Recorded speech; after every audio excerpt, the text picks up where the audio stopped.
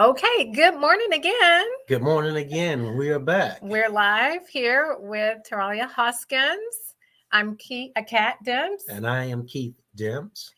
And this is the part of our business which speaks to Dr. Love's integrative nutrition and lifestyle medicine, as well as Dr. Love's healthcare. We have a wonderful guest here, culinary nutritionist candidate, Mrs. Hoskins. She is a holistic nutritionist. Welcome. Hi, everybody. Sorry I'm late. No, she was not late. It was Kat's fault. It was my fault. I thought I sent an email and it didn't go through. So, anywho, without further ado, we will introduce Mrs. Hoskins is a radio host and media personality and author of The Farming Nutritionist. A little bit about her. She was born and raised in Seattle, Washington. She attended Renton High School, where she graduated in July of 2022. Woo, woo. Awesome. That's Bowman. I went to Renton High School. I graduated in 01. I wish I was still that young. 2001. Yeah. Yes, I can read and write. Thank you. She attended Bowman College, where she graduated in July of 2022. And I give them a whoop whoop because I know that was during COVID. And she received her degree as a holistic nutrition consultant. Now, what's her inspiration? Her inspiration to go to school came after digestive issues, which led to multiple trips to the ER in the middle of the pandemic. Oh, Lord. When she realized the doctors couldn't help her, with the exception of prescribing for symptoms, she became passionate about learning how to heal her conditions holistically through herbs and food. During her time at Bowman, she realized she wanted to educate the masses. So thank you all for joining us today on LinkedIn, YouTube, and Facebook this Memorial Day to hear some nuggets of wisdom and knowledge from Mrs. Hoskins, our culinary holistic nutritionist candidate. You have the floor. Hey, everybody. My name is Terrelya, just like Dr. Kat said. Thank you so much for having me on here today. It is a beautiful day, even though it's cloudy outside right now. Happy Memorial Day. It's Memorial Day, right? Today is Monday. Yes. Okay. Yeah. So, what I wanted to discuss with you guys today is, a little bit of more of a background on what my bio stated, and that it was, my multiple trips to the ER. It was during a pandemic. It was literally, we were the epicenter before New York became the epicenter. It actually started out here, apparently, over in a suburb of, Seattle and Kirkland, Washington. It started at a retirement home or something like that, assisted living. And then we went on a mandated stay-at-home clause. My first ER visit was, I don't remember the exact date. It was like something like March 29th. Remember, we had just got the stay-at-home orders. It required a shutdown of everything to where I was like, that is so idiotic, because that meant all the doctor's offices were shut down, the dentist's office shut down. So any issue that I had to go to the ER. The problem with the ER is that they are only designed to treat emergency medical issues, things that, from what they described to me, things that were going to be life-threatening within 48 to 72 hours. So what I had was just, and now that we know, was a simple gut issue. So they were just like, here's some anti-nausea, get out of here. And at some point, they thought that I was just making it up. It's just COVID stress. It's just all in your mind. Your mind is a strong organism. And all you have to do is just stop trying to, they really told me this, stop trying to see issues within yourself. Yeah, they did. Really? So one thing I wanted to point out to people is, if you do have a problem, please listen to your gut instinct. And in my case, it really was the gut. So I was forced to do my own, once the doctor's offices did open, They didn't know. And this is not me saying that I'm anti-doctor or anti-medicine or anything like that. You know, I just came to realize that the medical industry, the Western medical industry, in terms of that lane, because this is not a broad statement, they don't really know. They're just doing a lot of guessing. So I think people need to practice, do their own discernment and, just, try to figure things out. I know it's an information overload out there, but I feel like if I did not do what I did, I don't know where I'd be today. What I want to tell people, though, is that everything begins and ends with the gut. Mm-hmm. No matter what the symptoms is or are, no matter what it is, it all begins and ends with the gut, even mental health, believe it or not. When I had my gut issue, soon after that, I started having a mental health decline, whether it be because of stress or because I was being malnutritioned. It's really something that when I went through Bowman College, it's really something that came to me as a surprise. All of this stuff I really thought was environmental, or it's because of genetics, or if it's because of stress. And yeah, a lot of those things are a factor. Mm-hmm. But what came to me as a surprise is that a vast majority of it comes from your nutrition first. Yes. Whether it be from dementia, whether it be from ADHD, whether it be from, depression, stress, anxiety, that is on the rise, right? A lot of people don't realize that things such as vitamin D and omega contribute to, the rise and cause and effect of things like stress, anxiety, and depression. I did a whole show about that. So I really want to caution people that before, you can work with your doctor as well. I actually advise that you do, because get your blood drawn, see what kind of, deficiencies that you have, because a lot of the things that we have going on is usually caused by some sort of a deficiency somewhere. And sometimes deficiencies are caused by a blockage or a malfunction of a certain organ or a combination of things. It's the things that I learned from Bowman College blew me away. It really did. I had no idea that certain nutrients work with the other, certain nutrients you can't absorb without the other. And it's like, I could be here for days just talking about all of it, because I'm just like, whoa. Like, for an example, I'll give you one little nugget. Did you know that vitamin C enhances the absorption of iron? When I learned this, I was like, I do find it really uncanny that so many people are iron deficient. But we eat all kinds of breads, pastas, steaks, potatoes, all these iron-rich foods, hamburgers, pizza. It doesn't even matter if it's junk. I find it very uncanny that we are iron deficient, yet iron is the most consumed nutrient in this country. I found it really, really, fascinating. And all you had to do was just add, like, whenever I have a pasta, I usually have a chickpea pasta. I love chickpeas overall because it's gluten-free. I usually add something like bell peppers or broccoli to go with it, because those are both rich in vitamin C.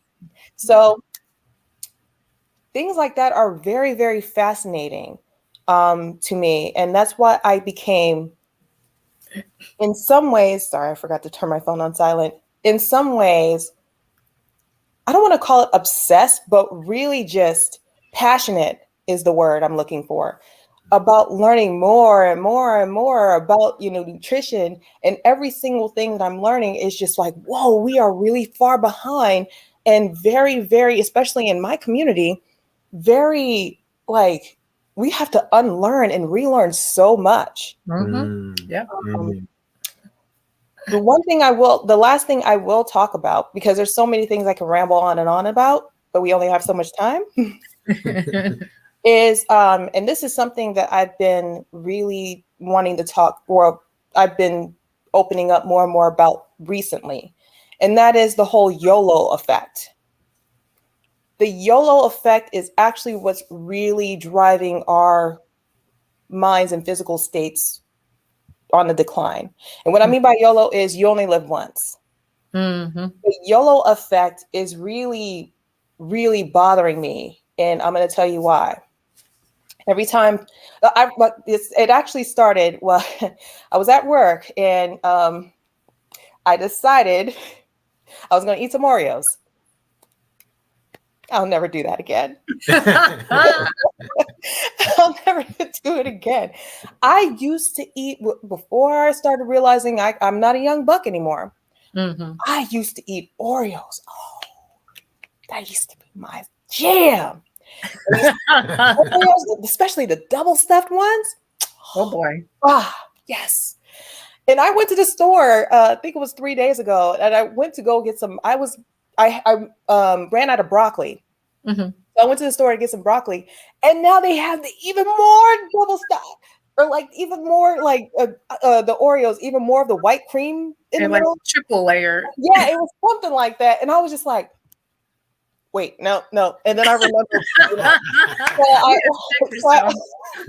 So I ate some Oreos. They were passing it away at my job in like single ones, and I was just like, you know what? And I heard that it was plant-based vegan, so I was like, okay. So I had some. It was really good, and so I decided, I sent my daughter to the store to get me a whole thing.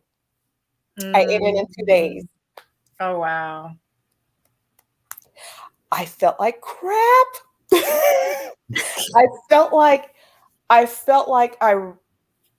felt signs of depression. Like I felt heavy. I felt bloated.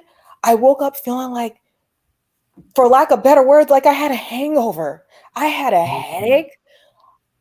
I just wanted to just curl up in a ball and just not exist, I guess. I don't know. And luckily for me, I have a very good detox system, and all of that was out of me within like 24 to 48 hours. Yeah. But when I grabbed the first Oreo at work, a couple of ladies at my job was saying, yeah, girl, you only live once. Go ahead, enjoy yourself. Enjoy those Oreos. What if you get hit by a bus?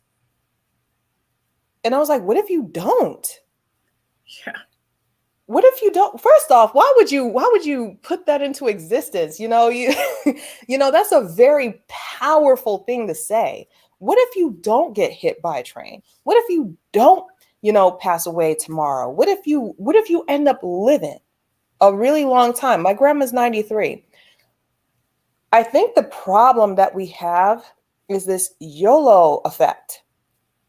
We're thinking that, well, you never know when you're going to go, so you might as well eat all the foods you enjoy while you're at it. And I'm like, but the problem is that these foods that we are enjoying are actually what's causing us the most grief and anxiety and pain. Right. At the end of the day, is it really what's making us happy? Because I get people coming at me all the time talking about, I don't want to be miserable. I'm like, girl, while I'm snacking on grapes and strawberries, I'm like, I'm feeling great. What do you mean? There is nothing miserable about eating strawberries. There's nothing miserable about eating vegetables. But people have pinned hamburgers, pizza, and don't get me wrong, I love me a vegan pizza. But people have pinned ice cream, for an example, as enjoyment. This is what's making me happy. But what we really need to understand is true happiness, first off, comes from within. True happiness comes from our faith, our spirituality. True happiness comes from when I'm in my garden, putting my hands in the dirt, or when I'm spending time with my daughter. It's not the food that gives you the enjoyment. But when you are giving your body what it needs, your body thanks you back. Your mind thanks you back. Meanwhile, this YOLO effect, at the age of 31, I no longer have parents because they couldn't put down the McDonald's. The YOLO effect what people need to realize, and I'm going to close with this, it doesn't just affect you. Our eating habits, the way that we walk, the way that we talk, it doesn't just affect you. So we got to understand that the YOLO effect of I'm going to eat these ribs because you never know when you, and I'm just like, have you not thought about the long-term consequence of the people around you? Hmm. You know, we say, let's enjoy what we are eating, but we're passing those same habits down to our children. Hmm. Or let's say you get diabetes or you have a kidney failure. Hmm. Now you're going to have to rely on, you know, medical insurance if you, hopefully you do have it, the financial consequences of it all. Or perhaps you now become disabled and now you have to rely on other people taking care of you, which is exactly what's going on with my grandma. Now she's 93, so she gets a lot more leeway with it, but I'm not going to pretend that she did not create her own decline. Mm. 2-3 years ago, she was just fine. She decided that she lived her life. She's going to eat whatever she wanted, however much she wanted. And now as a result of it, because we were on the same path, we compared and contrasted, you know, all those symptoms. We were having the same symptoms. I had the same symptoms as a 90-year-old at the time. Mm. I decided to change my diet. I decided I wanted to eat quinoa and fruits and veggies and whole grains and all that. She decided she wanted to eat cookies, donuts, fried chicken, a galore, cheeseburgers from Wendy's. And, you know, she decided she wanted to have an entire diet full of ice cream as her kryptonite. She wanted to eat anything and whatever she wanted, right? Now she has full-blown dementia. She is now living in assisted living and hating it every single day. She is on 5 different medications, which is a blessing because most people are on 50. Yep.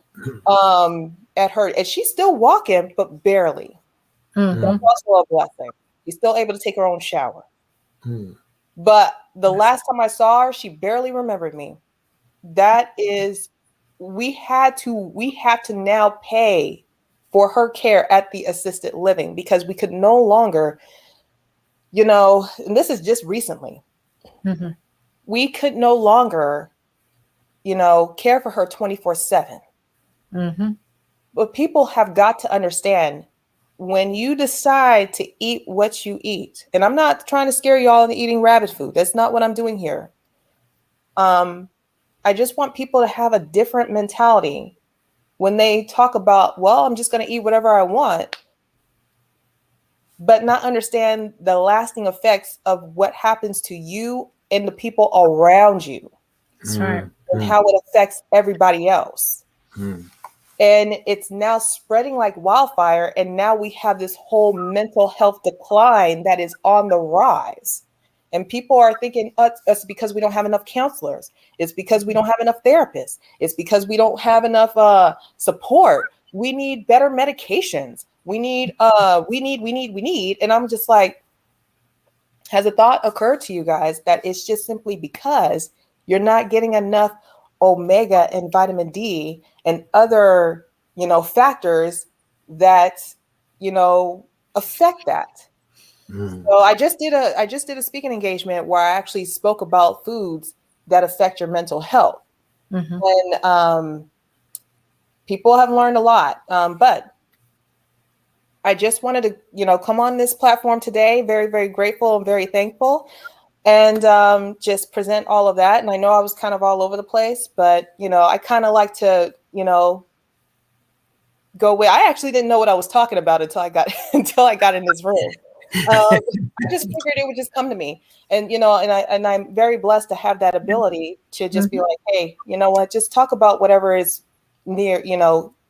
I could have a whole script, you know, yesterday, but I learned that sometimes I would, you know, say, oh, I'm going to talk about this, but then I wake up in the morning and something else is speaking to me.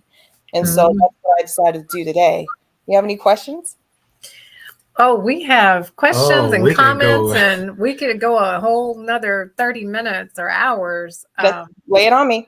First and foremost, thank you for your candor, your passion, your response to the call of just today's interview. Yes.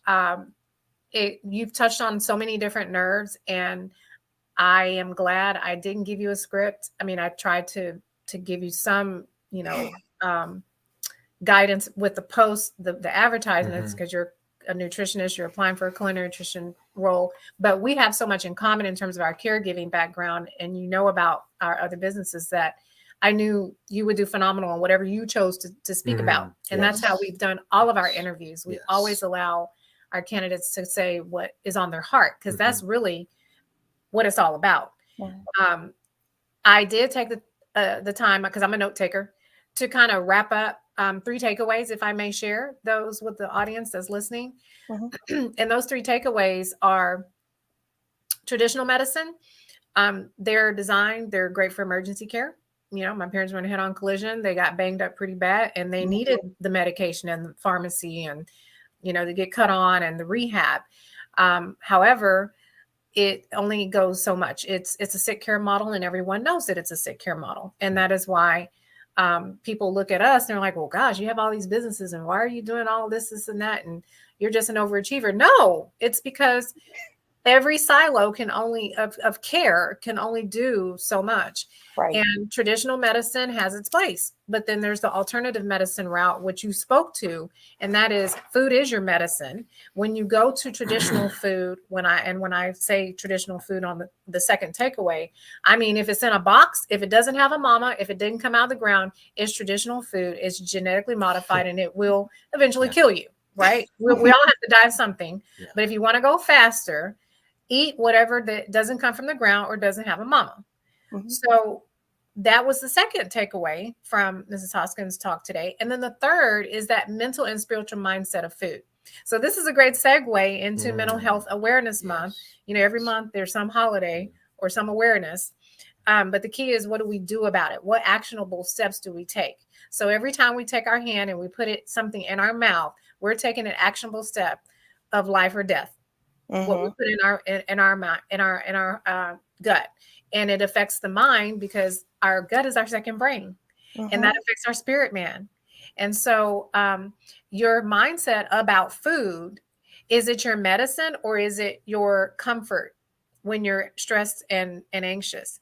Is it what you need to fulfill your life calling? Or is it, well, you only live once, I'm just going to drink myself into a tizzy and I'll go get an IV tomorrow. Or I just may not even go get an IV, because, you know, you only live once, and I'll deal with my quality of life. So whether you're young or old, it's a decision we all have to make every day. And your age is not an excuse as to why you have a certain health issue. It's a choice, because we are created to heal ourselves. Jesus Christ created us to heal ourselves. There is a divine genetic model inside of us to heal ourselves, and it comes from the Father above. So if you don't believe that, and you just you only live once, and I'll take this IV or I'll take this treatment and try and band-aid it, then you're not going to have a good quality of life. You're not. And not everybody believes that, and that's okay. But the proof is in the pudding. So I hope we summarized those 3 takeaways from today's interview. And there's so much more to say, but I'm going to stop rambling and allow my husband a chance to chime in. Well, I just want to say you've done such a wonderful job. First of all, presenting yourself and pivoting. And what I truly love, or what we love, is the passion that's what it's driven from.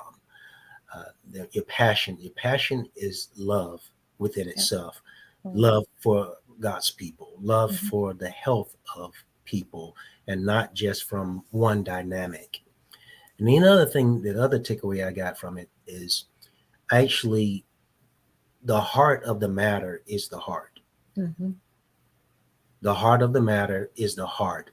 Sometimes we're crying out from our heart, and we don't know how to ask for help. And then sometimes when we do, we want to do it our way. And then we have to live with the results. And then the third takeaway I heard is so powerful is this: the choices that we make just does not affect us. It affects others. And it affects us in such a way because we care. I don't know if you get a chance of, maybe you will. We just spoke about the care. What is caregiving? You spoke so well about what it truly is. When you care so much about people, that's the love of God inside of an individual that says that I care enough to say to you the truth. Right. And how they receive that is left to them, as long as it's the truth. And what you just spoke is true. So thank you. You're welcome. Thanks for summarizing all that. Yeah, it's no Yes. problem. And so, go ahead. And I just want to emphasize, well, first things first. I don't remember what the scripture was exactly or where it was, but it actually speaks in the Bible that we are one body and we're supposed to take care of it. Mm-hmm. And so I remember my aunties, they were having Bible study, and I just happened to sit right where it was, because I love learning about the Bible. And so I'd sat into one of their Bible studies. They were reading scriptures and they were talking about it, and one of the things that was spoken about was you are one body and therefore you are supposed to take care of it. The second thing that I want to really just emphasize is, I don't know how we've gotten into, healthier eating means eating rabbit food. That's the part that confuses me the most, because I don't really eat salad like that. I love a salad, but it's the most, it doesn't do anything for you. It really doesn't. Whenever I come across a client and they're saying, oh yeah, I've had a salad. And I was like, and? And what? Please tell me you had some chicken or something, to go with that. Yeah. No, just a plain salad. I'm just like, you ate all of 15 calories and you wonder why you have low, because their biggest complaint, you would think that people that come to me are people who are, overweight and, have issues, trying to figure. Most of the people that come to me are actually malnutritioned. Mm-hmm. I would tell them to, track your nutrients, track your food intake and for like 3 days. And then when they hand it to me, I'm like, you're not eating enough. All I see is that you ate a couple of eggs and a dry piece of toast. And you had for lunch a salad, and then you had a hamburger and then when you did eat something, it was terrible. It reminds me of what I used to eat. Yeah, so I would eat very seldom, very little all day, and then boom, I would go to Jack in the Box and get me an ultimate bacon cheeseburger with some curly fries and a big huge Sprite. Yeah, I remember it. You're pretty good. And so you're basically you're thinking that if you just eat good all day, you could just go ahead and splurge on this dinner. And I'm like, actually, that dinner just screwed up your entire day's worth of good eating, because that basically, depleted your nutrients. Some things you eat deplete your nutrients, and that's why you end up exhausted. When I ate those Oreos, it definitely depleted my magnesium. Yep.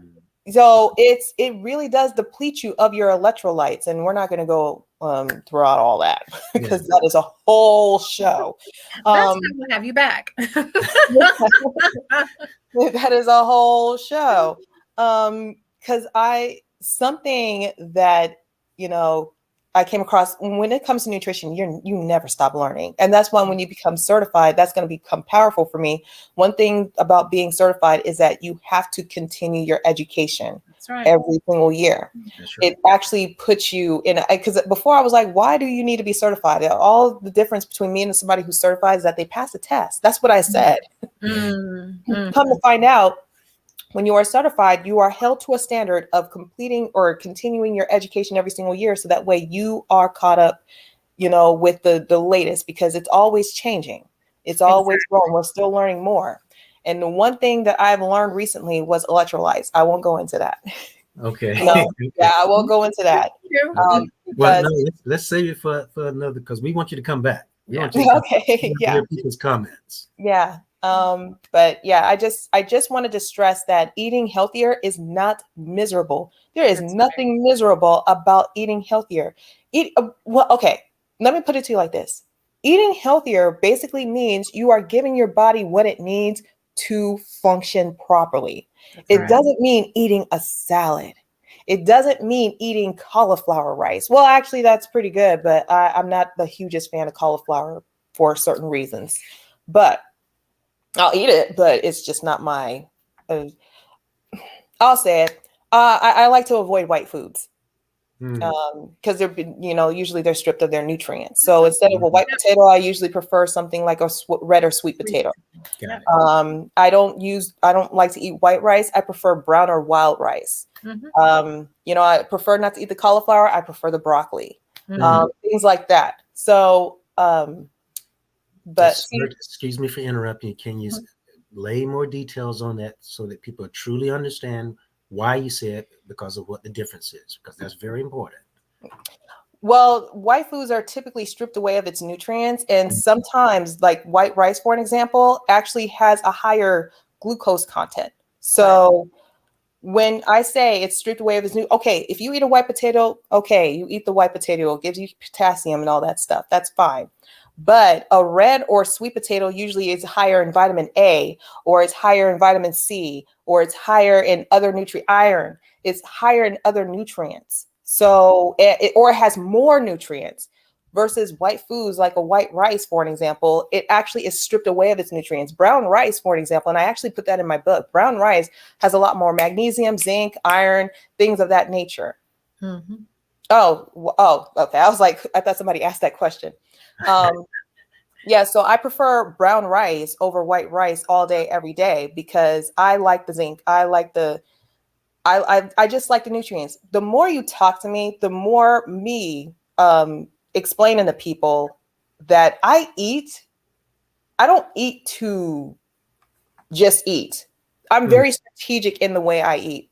So whenever I plan a meal in my head, and I don't know if it's the nutritionist in me, but I am obsessed with making sure, okay, so what am I going to eat? Okay, so I can pair this and this and this and this. Okay, so that's vitamin C, that's iron, that's potassium. What am I missing out of this? Oh, it looks like I need some more vitamin C. I pair my foods up strategically for nutrients as opposed to, you know what? I just want to have a burger today because I'm hungry and I just want to get some burger, put some bacon and some cheese on that, just slap it together with some curly fries. And you know what? Let me scarf it down with some Sprite. Make it diet Sprite because, I want to watch my sugar. And I mean that with no disrespect. It's just that, people associate eating healthier with, oh, let me just go ahead and get a salad. If you're going to get a salad, please put some protein on that. I don't care if it's quinoa, chicken, shrimp. I really don't care what it is. As long as you put a protein on that thing. I don't care if it's walnuts. I don't care if it's dairy-free dressing. I really don't care. As long as you put a protein on that, because eating a salad does absolutely nothing for you. And if you don't have a healthy fat to associate with that, you just basically just wasted a whole salad because it all has fat soluble vitamins in that thing. And if you don't have a healthy fat, it's not going to absorb that fat. See, there's just a whole lot of things that just blew me away when I, went to nutrition school. And I was like, oh my gosh, why isn't this taught on a regular basis? You said it you said it earlier. We're living in a society that is designed to keep us sick. So I really just don't understand why though. That's the question that's the $1 million question with me. Why? And I understand people are going to say, well, big pharma. And I'm just like, yeah, but let's get down to the root. Why would you want us to be sick?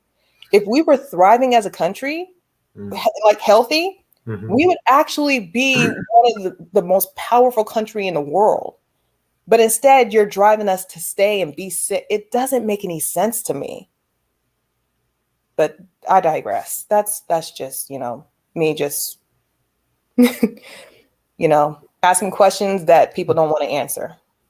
No, no. We can answer that one. We can answer that one, but we'll save that for another time. Right. This is about you and you showcasing your skills. And what I will say to that is, we're not dealing with flesh and blood. We're dealing with spiritual warfare. So we'll talk more about it later. Yeah. And we'll definitely have, if you would be willing, come back, because what we're building is a partnership with like-minded individuals such as yourself who are willing to share who are willing to tell the truth. Yes. And allow the seed to be planted and see the fruit of your labor, because we know that it took you years to get to where you are now. You've addressed your own health concerns, and now you're trying to help others. And so our goal is to do the same, regardless of the way the world is right now. Our goal is to serve, make an impact, and leave a legacy. And Right. the specific theme that we have for this year with culinary nutrition is it's not what you eat, it's how you eat it.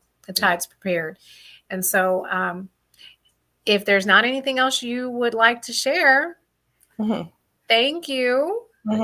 Thank you. Be reached. And how I'm putting on here how how we can be reached, but how can people reach you if they want more information about what you've shared today? So I have quite a few contact info. My email is info@farmingnutritionist.com. They can also catch me on Instagram, The Farming Nutritionist. That's going to be a theme throughout TikTok, Pinterest. Instagram. I also have a personal Instagram. I prefer The Farming Nutritionist though. But my personal Instagram handle is lady_Terrelya H. But you can it's easier to find me on, The Farming Nutritionist. That's my handle right there. Also LinkedIn. I love LinkedIn and YouTube. That's where we found each other. Yeah. Yeah. LinkedIn is actually my favorite social media. For the most part, it's people who just want to discuss business and, messaging. I'm also on Facebook as well, but I will be totally honest, it's not my favorite. But I'm over there as well. In case people, that's like, because some people don't have an Instagram, they only have a Facebook, they don't have a TikTok. Yeah, so TikTok is new to me, but I'm starting to get the hang of it. So yeah, those are all platforms that you can get a hold of me if you need to. Okay. For your personal Instagram, you said it's lady_Terrelya H. Yep. Here, I put it here. All right. So we'll show that. There you go. We've got a little banner that has all of your information. And was there anything else that you wanted to add? Thank you. Thank you so much. And we both, my wife and I, thank you so much. You've done such a wonderful job and full of knowledge. And we just look forward to having you back again. We just want to ping pong on. We have some more questions, but now is not the time. Yeah. We'll follow up offline, but we greatly appreciate, number one, accepting the call, pivoting, because we've had multiple communication challenges, but now I see why, and it's all working out for our good, for His glory, and for our good. So we'll sign off for today, and to everyone again who has served or is serving in our country. This is your day. We celebrate you. We thank you for your service. Yes. And hope you enjoy the rest of your holiday. Thank you. All right. Thanks for having me. Have a happy Memorial Day, everybody. You too. Take care. Bye-bye. Bye-bye.